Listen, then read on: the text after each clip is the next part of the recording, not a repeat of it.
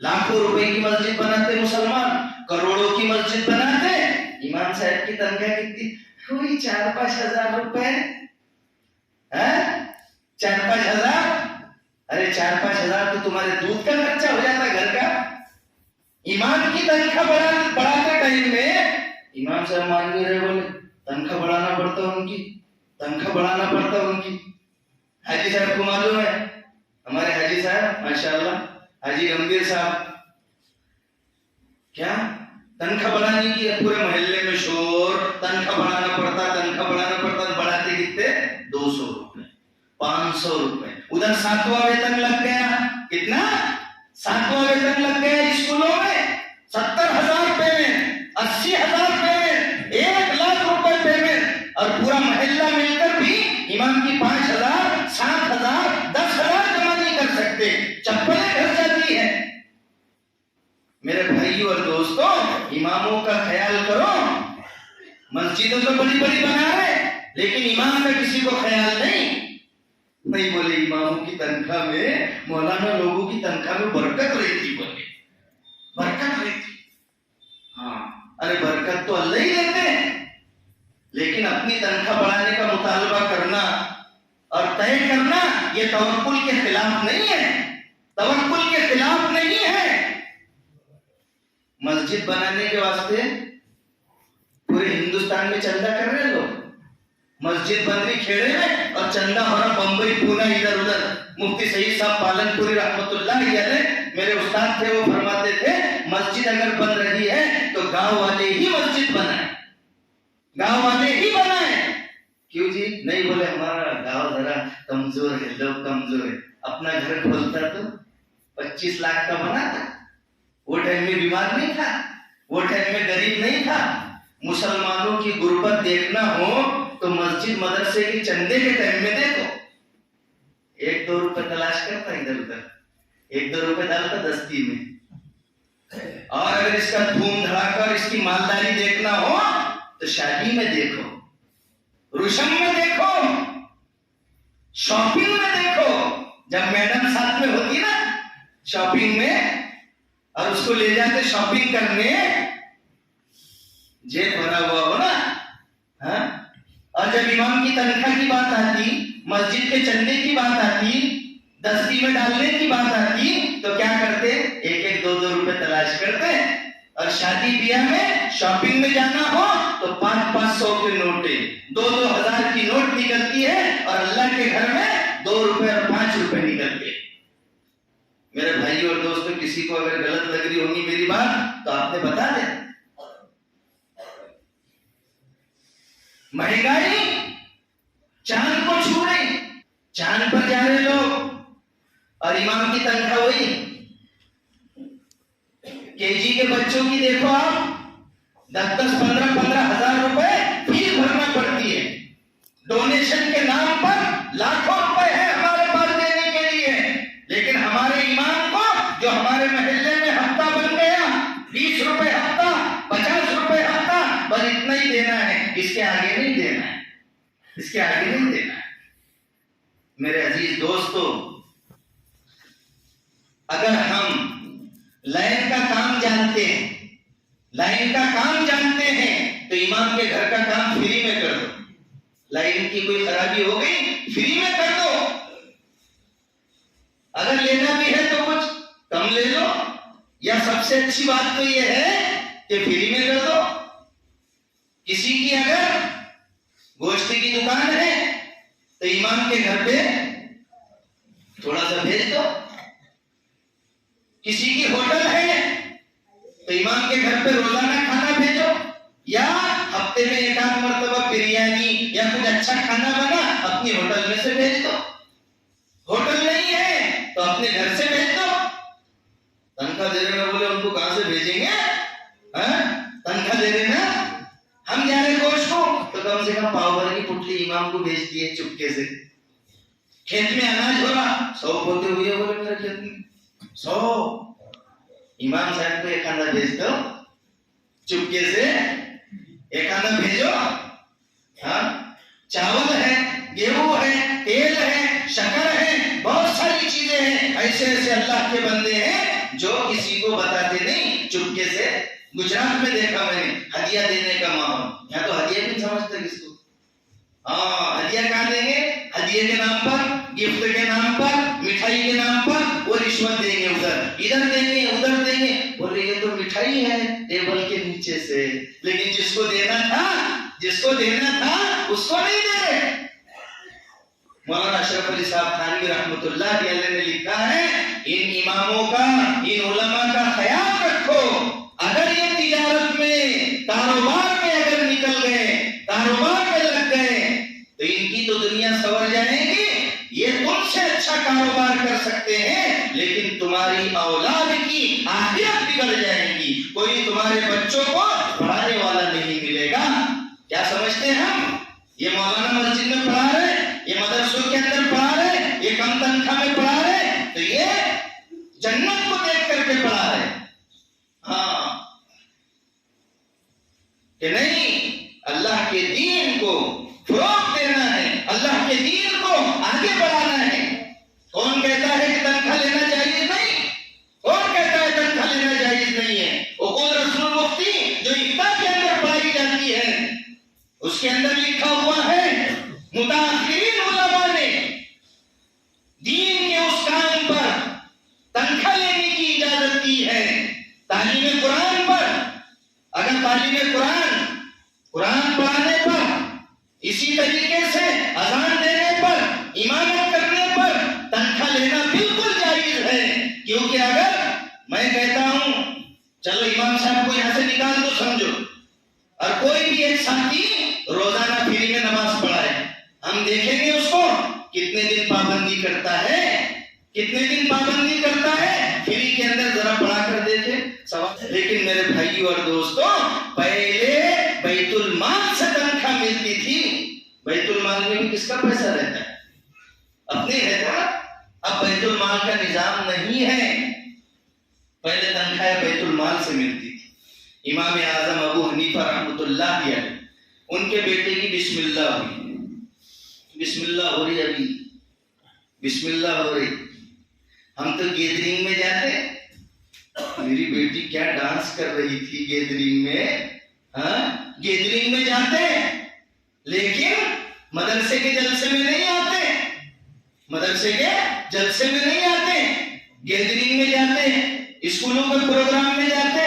بچہ تھوڑا سا انگلش پرفر بولتا تو بڑی خوشی ہوتی، ماسٹر کو گفٹ دیتے، اس کا خیال رکھتے. لیکن یہاں مدرسے میں جو استاد پڑھاتا ہے، مکتب میں جو استاد پڑھاتا ہے، اس کا کوئی خیال نہیں. تو امام اعظم ابو حنیفہ بڑے آدمی، امام ہے ہمارے، کیا ہے؟ امام ہے. 75% لوگ امام اعظم ابو حنیفہ رحمۃ اللہ علیہ کے مسلک کے ماننے والے ہیں. پوری دنیا میں جب اس کی بسم اللہ شروع ہوئی، کیا بسم اللہ، 10,000 درہم دیے استاد. کتنے؟ آج کے حساب سے حساب لگا لینا، چاندی کا درہم ہوتا ہے کتنا دیے؟ 10 درہم 2,500 روپے کے ہوتے. چاندی کا حساب بدلتے رہتا. 10,000 درہم دیے. کتنے؟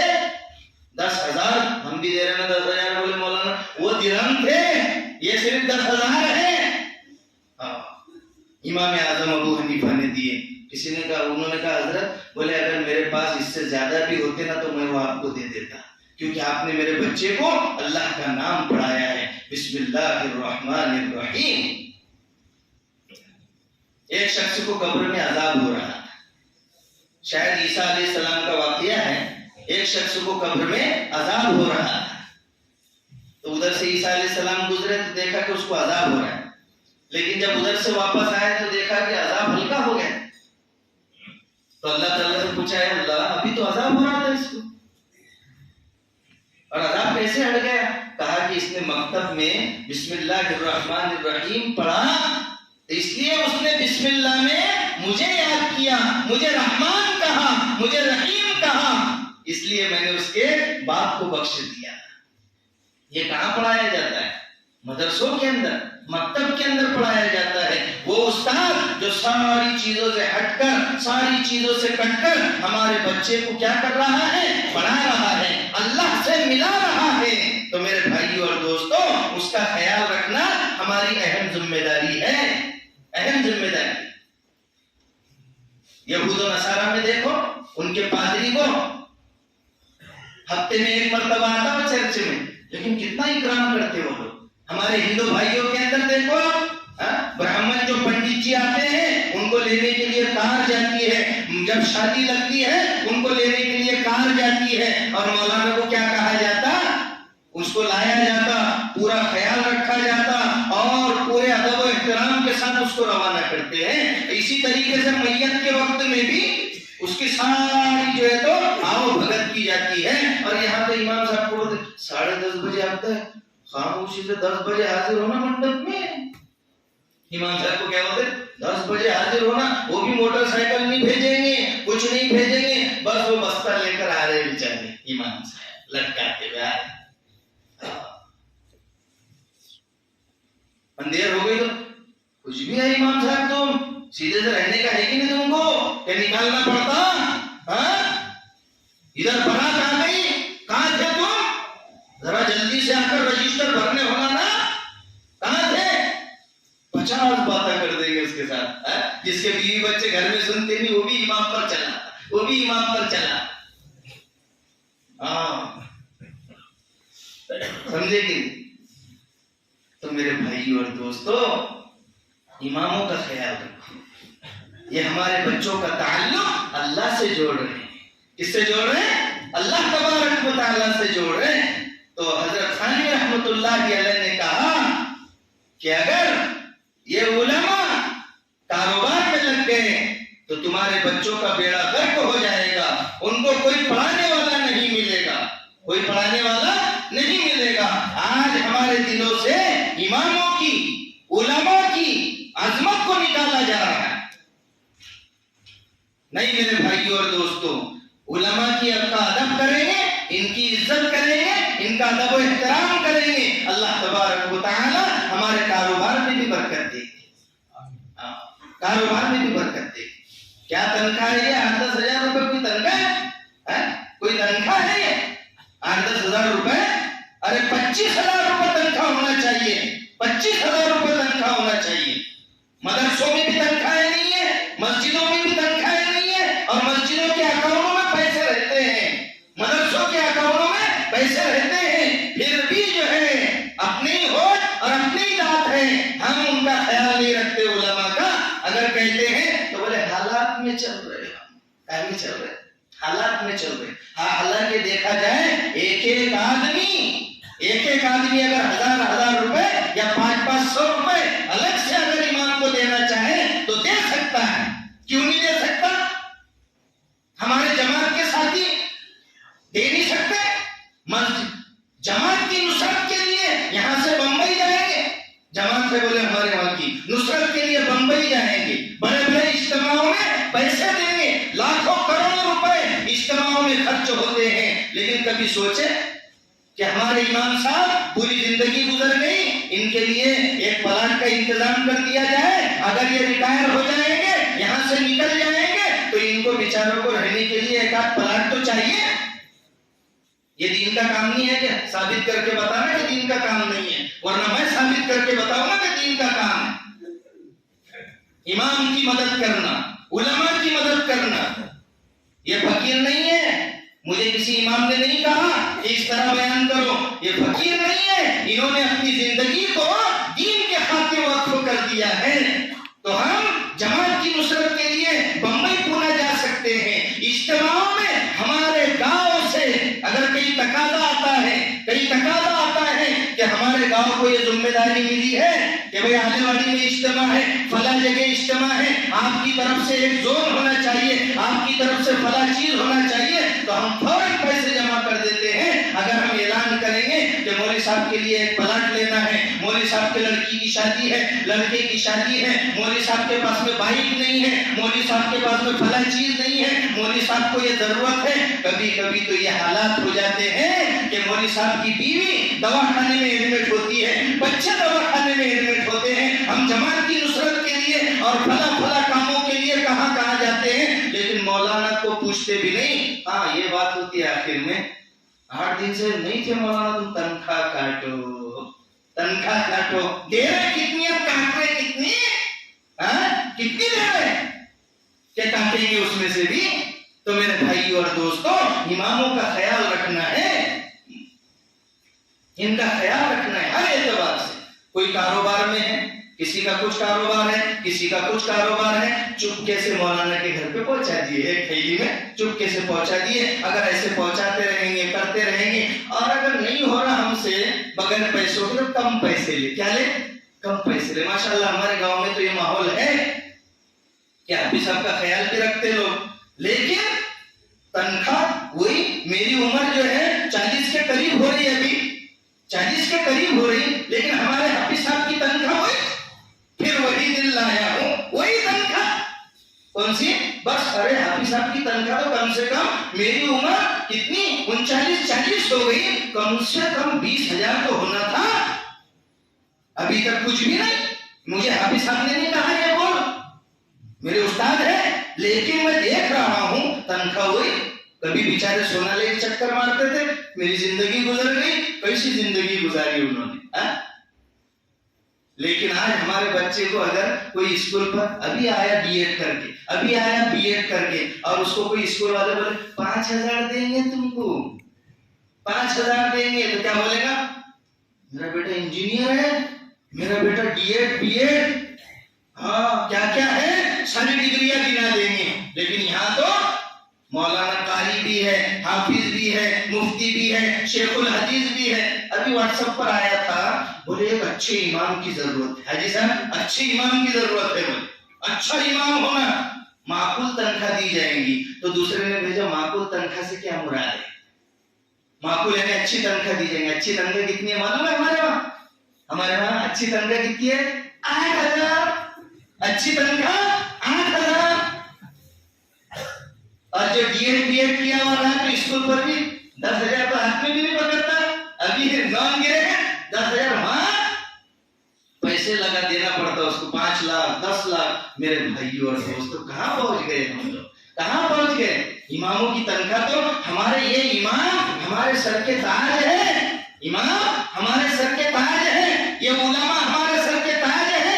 इकराम मुस्लिम में ये दाखिल नहीं कि हम इमामों का ख्याल रखें, हम उलमा का ख्याल रखें, उनके दुख दर्द में काम आए, क्या ये इकराम मुस्लिम में दाखिल नहीं? पुड़िया खा करके हम थूक रहे, हमारे बच्चे दिन भर में कितने पैसे खा रहे, लेकिन हमको इमामों का ख्याल नहीं। मस्जिद बड़ी बड़ी बनाते रहे। एक जगह का वाकया है, 1 करोड़ रुपए की मस्जिद बनी, वहां के इमाम साहब से मिले, हो क्या तनख्वाह है? बोले 5,000 है, वो भी मिलती नहीं बोले चलती, वो भी मिलती नहीं बोले चलती। तो क्या तुम इमाम को तकलीफ में पहुंचा रहे? ये तनख्वाह है? जरा इमाम से जाकर अकेले में पूछो कि उसके आंखों के आंसू बंद नहीं होते। रहने के लिए वही कच्चा पक्का मकान, बीच में एक हाफिज साहब, उनकी अहलिया और उनके 3 बच्चे घर में दबकर मर गए। ऐसा खतरनाक घर था जो मस्जिद वालों ने उनको दिया था। अपने घर में हाथ धुलने को बेसिन होना, ओटा होना, गैस का बराबर सारी चीजें होना, और इमाम को वो जरा बेसिन लगाने नहीं, मस्जिद वालों के पास पैसे नहीं है, कमेटी के पास, मदरसे वालों के पास पैसे नहीं है, मदरसा जरा कर्ज में चल रहा है।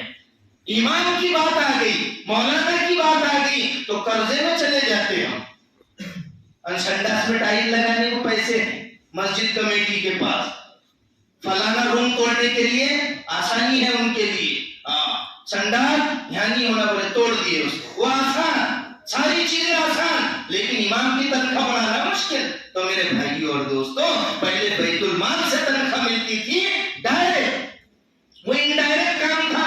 हमारे पैसों में पैसे हमारी जेब से जाते थे बैतुल माल में, वो मिलती थी इमामों को। लेकिन अब इस्लामी हुकूमत नहीं है, तो क्या है, हमारी जेब पर बोझ पड़ गया। पहले हमको बैतुल माल से मिलती थी, वो भी हमारे ही पैसे थे, लेकिन अब जो मिल रही है वो लोगों से वसूल करके मिल रही है। तो मेरे भाइयों और दोस्तों, लाखों करोड़ों रुपए, मैं इज्तिमा से मना नहीं कर रहा, जमातों की नुसरत करने से मना नहीं कर रहा, लेकिन हमारे साथी, जमात के साथी, उलमाए किराम, یہ اپنے اٹھک بیٹھک میں اس کا چرچا کرے کہ ہمارے امام صاحب بھی ہمارے برابری میں کھڑے رہنا چاہیے، ان کی تنخواہ بھی اچھی ہونی چاہیے، جیسے ہمارے بچے اچھے کپڑے پہنتے ہیں، اچھا کھانا کھاتے ہیں، ہمارے امام صاحب کا بھی ایسی حال ہونا چاہیے، ہمارے امام صاحب نے بھی ایسی رہنا چاہیے۔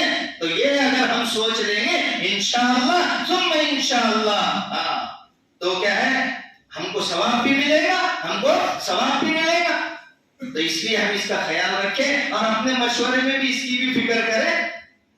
کون سی بنجر بستیاں ہیں جہاں امام نہیں ٹکتے، تو ہمارے گاؤں میں کتنے لوگ ہیں عقل پورا کے بھروسے پر بیٹھے ہوئے ہیں، ہم 1000 روپے ادھر سے آئیں گے تو ملیں گے، بمبئی والوں کی طرف سے آئیں گے تو ملیں گے۔ ہمارے گاؤں میں کتنے ایسے ہیں، اگر ایک ایک آدمی ذمہ داری لے لے، ہمارے بادشاہ بھائی نے سمجھو ذمہ داری لے لی، ایک مکتب 1000 روپے میں دیا کروں گا، ہمارے ایوب دادا نے ذمہ داری لے لی ہے کہ 1000 روپے میں دیا کروں گا ایک مکتب کو، 2 مکتب ہو گئے۔ ایسی جو ہے مولوی عرفان صاحب تھوڑی محنت کرے، اگر ساتھی تیار ہو جائے، 1-2 ہزار روپے ہم اپنی طرف سے مکتب چلائیں گے، تو میرے بھائیوں اور دوستوں چھوٹی بروٹ ہو گئی، بڑی بروٹ ہو گئی، کوٹھل ہے، ادھر رودھانا ہے، ادھر جو ہے تو اور دوسرے گاؤں ہے جہاں پر امام نہیں ٹکتے ہیں، اگر تھوڑی کوئی ذمہ داری لے لے گا تو میرے بھائیوں اور دوستوں عقل کوئے والے اگر پیسے بند بھی کر